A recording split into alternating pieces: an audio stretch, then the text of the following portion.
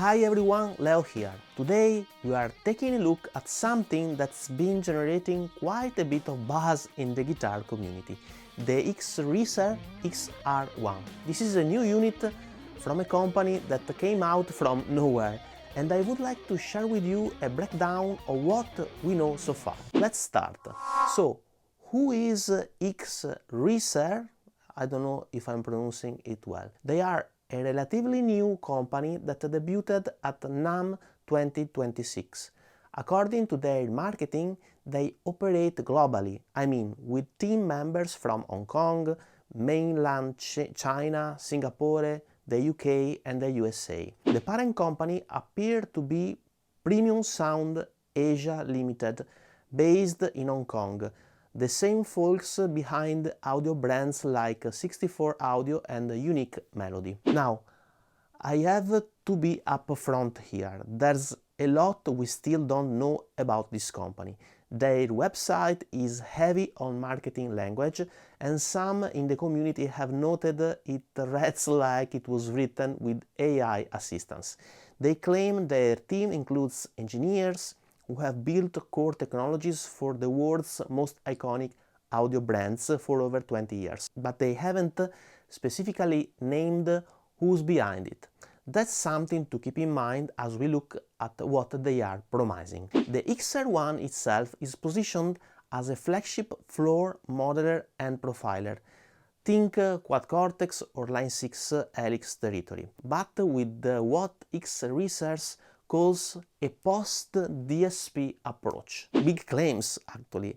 So, let's describe the unit. Let's talk about what's under the hood. The XR1 is powered by what they describe as an octa-core CPU combined with a quad-core GPU plus an NPU for AI processing. They are claiming 450 gigaflops of processing power. To put that in perspective, that's roughly twice what the original PlayStation 3 could do. For a guitar processor, that's serious horsepower. The profiling technology is called native CapX, and this is their AI power capture system. XRecer's pitch is that their approach goes beyond static snapshots of amp tones.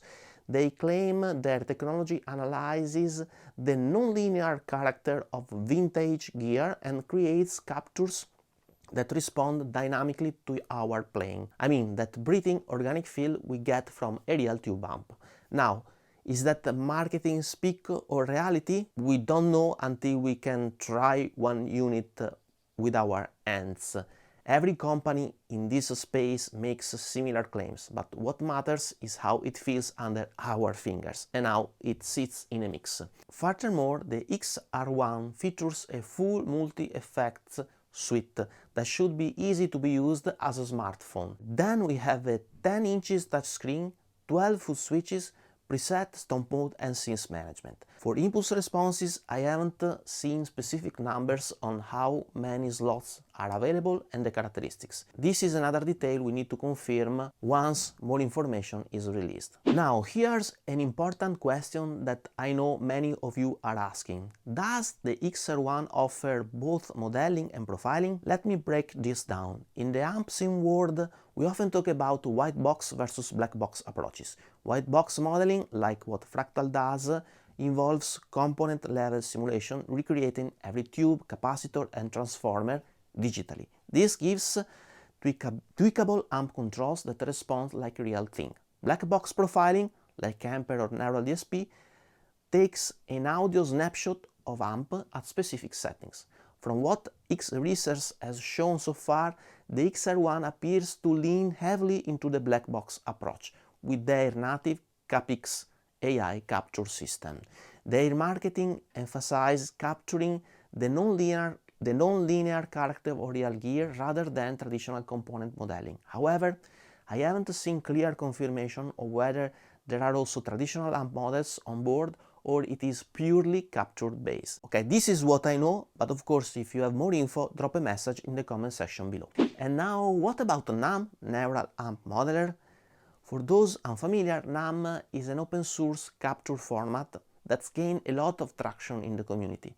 There are thousands of free NAM profiles available, and some users have hoped for hardware that supports this open standard. Unfortunately, there has been no official confirmation that the XR1 will support NAM files. XRecer appears to be using their own proprietary native CapX format. Some forum speculation has wondered whether XRecer's technology might even be built on NAM under the hood, but that's unconfirmed. Let's talk about I/O, and this is where the XR1 really stands out and looks like a professional piece of gear. The I/O specs are impressive. For USB audio, they are claiming 16 inputs and 16 outputs.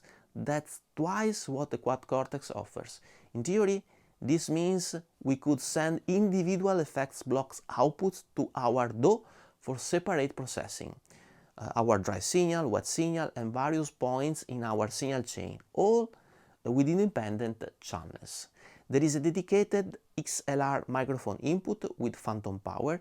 This means we can run vocals through the unit as well, which opens up possibility for singers, songwriters or vocalists who want to use the same effect processing. And there is also a dedicated mic out if we want to route, for instance, our voice to other units. This is actually something I haven't seen in other devices. Then we have 4 instrument inputs, and that's quite a lot. For instance, to run our guitar, our bandmate bass guitar, etc. So actually the unit should be able to run an entire band with 2 guitarists, a bass player and a singer.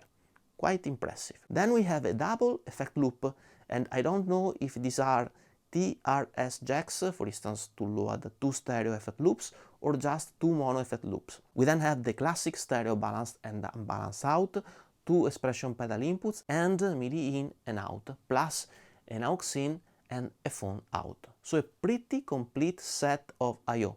The only thing missing here, in my opinion, is the double mic input, as here we have only one. A double mic input, like in the Quad Cortex, would be nice to be able to run a voice mic and another one to pick up our acoustic guitar. This is not a small unit. While we don't have official dimensions yet, forum users who saw it at NAMM have compared it to the Fender Tone Master Pro in terms of footprint. So we are looking at something larger than a Quad Cortex, but designed to be an all-in-one solution. The enclosure is described as CNC matched aluminum unibody construction, aerospace aluminum, according to XRecer. They are also claiming it's completely fanless, with the chassis itself acting as a heatsink. That's important for recording environments where we don't want fan noise, but it does raise questions about thermal management with all that processing power. Exact weight hasn't been published, but given the construction and screen size, expect to be quite heavy. Now, for the part everyone wants to know, what's this thing going to cost and when can we get one? Here's the honest answer. We don't have official information on either. However, there have been rumors floating around the forums. Some users have mentioned a figure around $1,200. Though this is completely unconfirmed. If true, that would actually be quite aggressive. It undercut the Quad Cortex while offering more hardware on paper. That said, several people in the community have pointed out that if 1,200 is accurate, for this much hardware, something might have to give, whether that's build quality, software maturity at launch, or effect quality, we just don't know yet. My speculation, given the spec sheet and positioning, I would expect this to land somewhere in the 1,500 and 2,000 range, if it is going to compete with Fractal and Neural DSP at the flagship level. If it does come in at 1,200, that would be a very aggressive market move. As for the release date, no official timeline has been announced. They showed at NAMM, but that doesn't mean units are shipping soon. Remember, the Quad Cortex had a significant gap between announcement and availability. I would temper expectations and wait for official word from XRecer. This is what they wrote in their website. We currently do not have a sales plan for the XR1. We won't release it until it is perfect. both by our standards and yours. Trust us, we hate endless software updates as much as you do. One other note, some in the community has expressed skepticism about whether this product is fully ready. We saw the hardware at NAMM, but there haven't been many hands-on videos or demonstrations of the actual user interface in action. That's something to watch for in the coming months. So that's the XRecer XR1, a newcomer in an increasingly crowded market for high-end amp modelers and profilers. On paper, it is a quite interesting unit with a massive screen, serious processing power, professional I/O, and AI power capture technology. But here's my honest take. This market segment is extremely competitive right now. We've got the established players, Fractal Camper, Neural DSP, Line 6, and they all have years of software development, ecosystem building, and community support behind them. A new entrant needs to bring not just good hardware, but mature software, reliable firmware updates, and responsive customer support. The fact that XRecer comes from a high-end audio background is interesting, but guitar modeling is a different beast. The real test will be how does it sound, how does it feel, how well does the software work, and can a new company deliver ongoing support and development? I'm keeping an open mind, of course, but I'm also keeping healthy skepticism until we got real-world units in people's hand. Let me know in the comments what you think about the XR1. Is this something you would consider, or are you happy with your current setup? Would you take a chance on a new company, or do you prefer the established players? We have now reached the end of this video, and if you find this video helpful, please consider subscribing and ring the bell, as it would really help me to create more content like this.